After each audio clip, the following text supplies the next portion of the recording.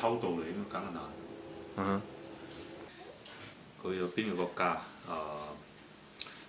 我哋香港啦，香港飛去泰國啦，嗯喺泰國再去荷蘭啦，嗯荷蘭就飛過去巴拿馬，然後去哥倫比亞，然後再去到伯利茲， ，OK，然後喺嗰度咧就開始坐車去墨西哥。嗯去墨西哥喺 Mexico City 咧就俾人拉咗啦，喺嗰度坐咗十幾日監應該，咁就然後翻去Guatemala， 咁喺 Guatemala 咧再停咗2個月度咧，喺 Guatemala 嗰度打咗2個月度，咁咧就再偷渡嚟美國啦。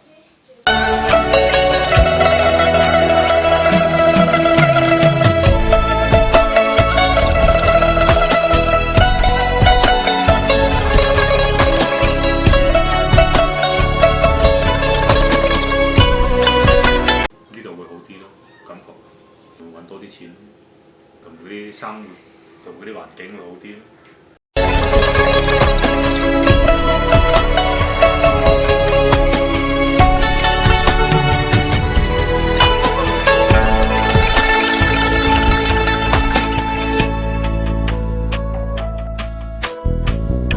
嗰時中國個個都唔冇錢嘅，上下嗰啲亦都冇話好有錢，亦都冇話好冇錢咁樣咯。